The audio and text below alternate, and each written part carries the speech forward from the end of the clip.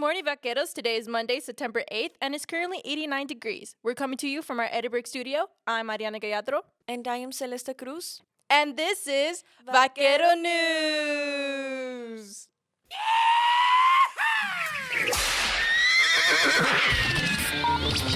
Campus news, Events, games, and activities. All in one place. This is Vaquero Radio, The Val's student station. Monday and Wednesday at 11 a.m. Vaquero Radio, where Where your story begins.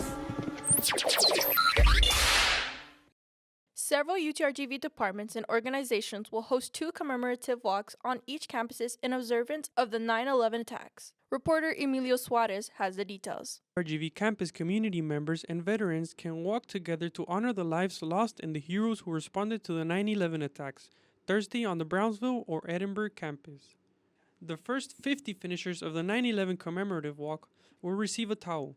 University Recreation Center, ROTC, and the UTRGV Military and Veterans Success Center will host the event.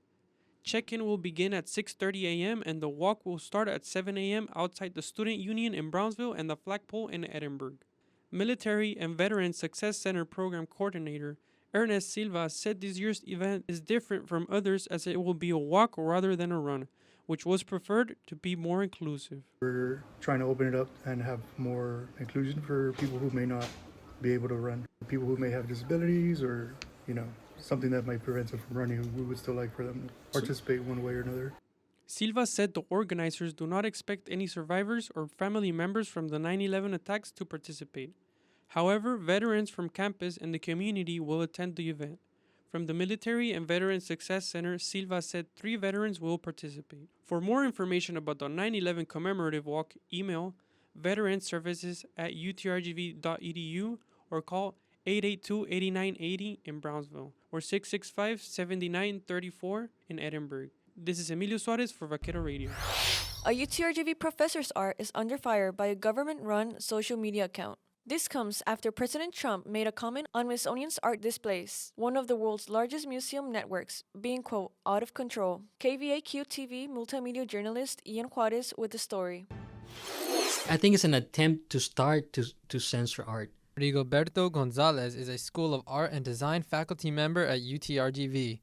His work has been displayed around the world throughout museums in Sweden, Poland, England, and the U.S. Some of Gonzalez's pieces are related to cartels and immigration, such as these. This painting was displayed on the Smithsonian's website and is receiving backlash from an official government social media account on X.com called Rapid Response 47. The painting that we're speaking about depicts a group of immigrants crossing the border wall, which is a reality. And it wasn't necessarily my intention to make controversial artwork, but to make something that represents the world that we live in. The account stated, "This is art from the Smithsonian's Natural Portrait Gallery commemorating the act of illegally crossing the exclusionary border." This was even made a finalist for one of its awards. This is what President Trump means when he says the Smithsonian is out of control. The quote, "out of control" by President Trump is taken from a Truth Social post on August 20th, where he says, "The Smithsonian is out of control, where everything discussed is how horrible our country is, how bad slavery was, and how unaccomplished the downtrodden have been. Nothing about success, nothing about brightness, nothing about the future." When Gonzalez was questioned about the comment made by Rapid Response 47, he says, They understand that art can be a powerful tool for political ideas, for political propaganda, but I'm sure the administration will continue to put pressure, through funding or other ways, so that they can, dictate the type of art exhibitions that are displayed. I think any type of censorship is a bad idea. Chief Executive Officer at the Museum of South Texas History, Francisco Guajardo, shares his opinion on the administration's actions and the potential effects going forward.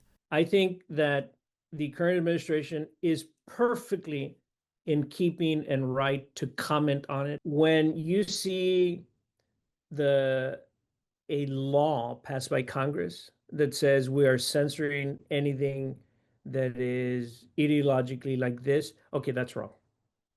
I don't see that right now. I see it as a spirited debate. The administration is very, very, I think, aware that its commentary can draw attention that can be both bad and good. Now, the bad would be if people then don't represent art because they're afraid that their funding may be cut. I mean, that's a reality in the museum world. And so some people may be fearful in that way. But the other reality is that there are some very bold, like intrepid museum people right now thinking, this is great attention. Let's do that. While not technically legal to control what the Smithsonian shows, it can lose federal funding, which according to its website is 62% of its funding. For KVAQ-TV in Edinburgh, Ian Juarez. U.S. District Judge Fred Beery has issued a temporary preliminary injunction in 11 school districts as of August 20th. The court mandates public schools to display the Ten Commandments in classrooms. KVAQ-TV's multimedia journalist Jasmine Espinosa with the story. According to Senate Bill 10, public elementaries or secondary schools must display the Ten Commandments in each classroom. All classrooms across Texas will now have one similarity: a display of the Ten Commandments, except for those classrooms that found themselves in one of the 11 school districts blocked by Judge Beery. Those school districts are Alamo Heights ISD, Northeast ISD, Lacklands ISD, Northside ISD, Austin ISD, Lake Travis ISD, Dipping Springs ISD, Houston ISD, Fort Bend ISD, Cypress Fairbanks ISD, and Plano ISD. Senate Bill 10 states the text of the Ten Commandments must be a poster or framed copy that is legible to a person with average vision from anywhere in the classroom, and must be at least 16 inches wide and 20 inches tall. District 38 Texas House of Representatives and lawyer Aaron Gomez says although the U.S. is a Christian nation, the law cannot force religion onto people. This has nothing to do with not being a firm believer in Christ or being a Christian, because we know that we are a Christian nation who very much loves one another and respects the Ten Commandments. This is about forcing a religion upon people. And that is fundamentally, again, un-American and undemocratic. And that's why we know, and I have every faith and confidence in the courts to uphold these previous principles of separation in church and state. In a press release, Ken Paxton stated the Ten Commandments is a bogus claim about the separation of church and state, which is a phrase found nowhere in the Constitution. Príncipe de Paz Christian pastor Gerardo Rojas says religion has a lot of oppositions. He says the commandments are not forcing students to a single religion and will not be taught in schools. There is a lot of opposition when it comes to beliefs, so they think that lawmakers are violating the law of freedom of expression. So they think this law is being passed to create a single religion. But it's just going to be proclaimed and posted on the wall. They're not going to teach it.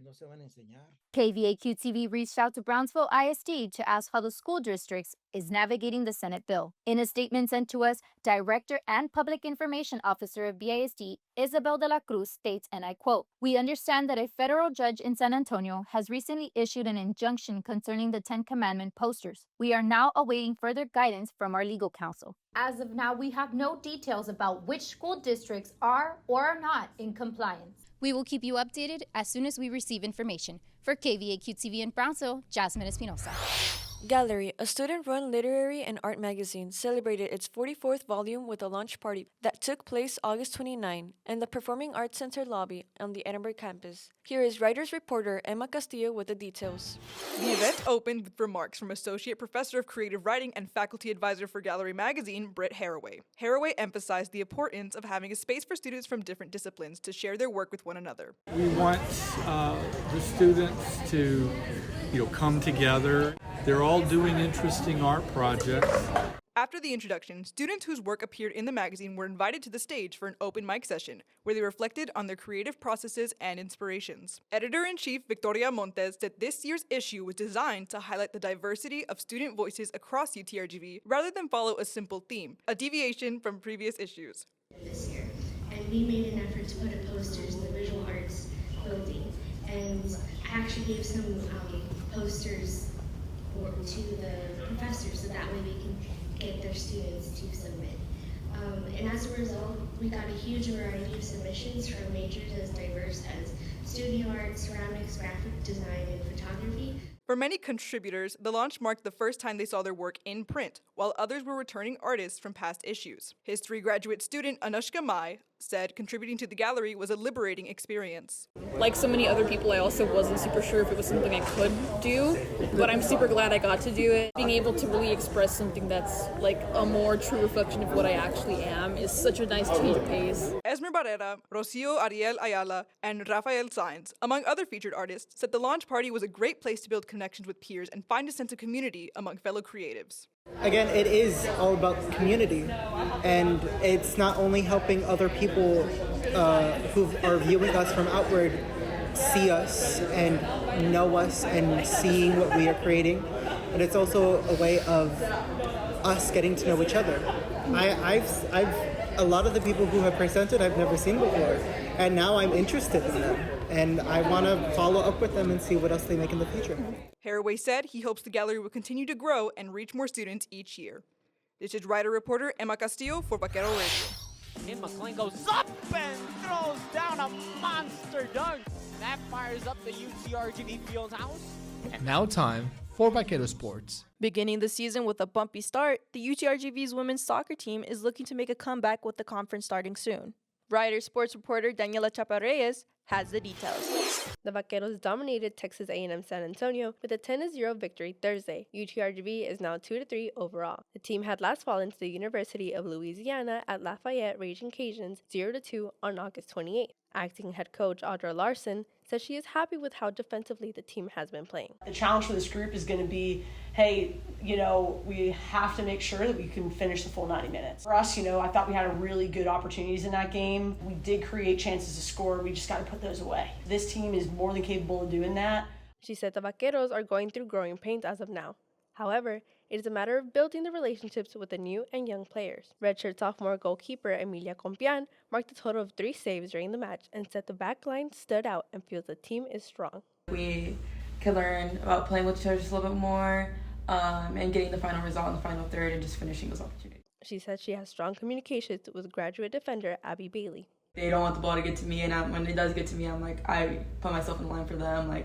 It's a good dynamic. Compian said the coaches tell the players to keep believing in themselves and their success, and things will click in place. Bailey was named Southland Conference Defensive Player of the Week on August 26th after playing the full 90-minute match against Prairie View A&M University.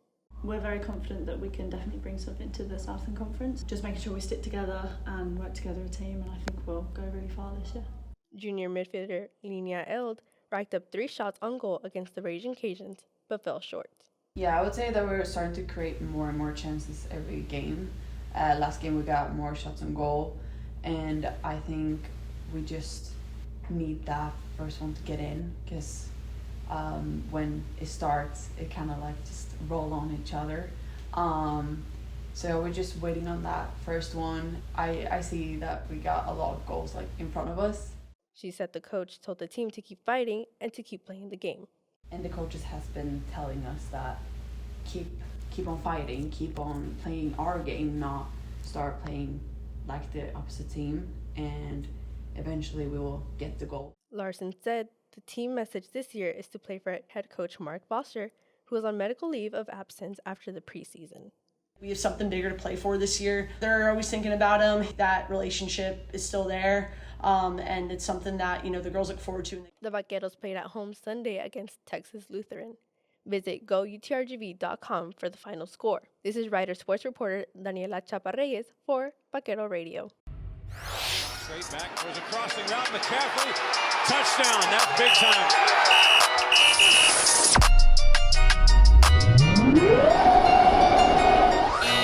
Good morning, Vaqueros. Here's the sports schedule for this week. Women's soccer is on the road this weekend, taking on the University of Houston on Thursday, September 11th at 7 p.m. in Houston, and then goes up against Texas Southern University on Sunday, September 14th at 1 p.m., also in Houston. The UTRGV volleyball team is also on the road this weekend, participating in the Jerry Polvino Invitational in Richmond, Kentucky on Friday and Saturday. The football Vaqueros are hosting the Lions from Langston University at 7 p.m. Saturday, September 13th at Robert and Janet Vaquer Stadium right here in Edinburgh. That's the sports schedule for this week. Don't forget to bring your student ID to all UTRGV games for free admission and support our student athletes by showing up. Remember to tune in to Office Hours with me, DJ Doc V, for the show's triumphant return this Friday at 10 a.m. You can listen to online at our website or on the Radio Garden app for your Apple or Android device. This is DJ Doc V for Vaquero Radio.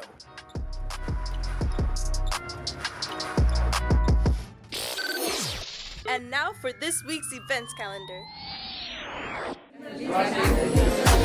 What's up, Vaqueros? Let's check out all the fun events going on this week. Tuesday, Brownsville, it is your turn to experience The Stomp, located at parking lot B4 at 8 p.m. to midnight. Following that, also on Wednesday at the Brownsville campus, you guys will have your campus takeover, located at B Main East Front Lawn at noon to 3 p.m. On Thursday, both campuses will host a 9/11 commemorative event held at each campus's flagpoles.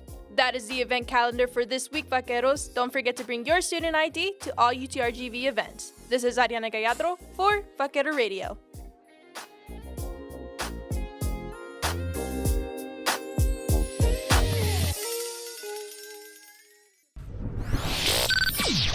And now, for this week's campus weather report.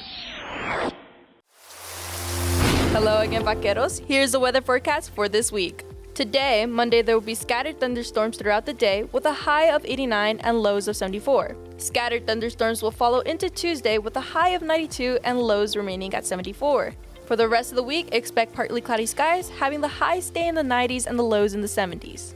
That is the weather forecast for this week. Remember to dress accordingly for these weather conditions. This is Ariana Gallardo for Vaquero Radio.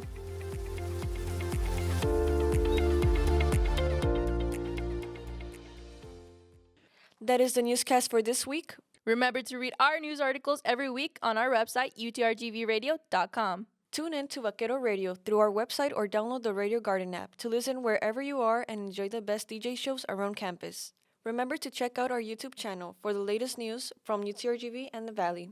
Our weekly newscast will also broadcast at 11 a.m. every Wednesday. Join us next week, same time, same place. Only on Vaquero Radio, the Valley Student Station. Thanks for tuning in, Vaqueros. Don't forget to saddle up every Monday and Wednesday at 11 a.m. And remember, V's up!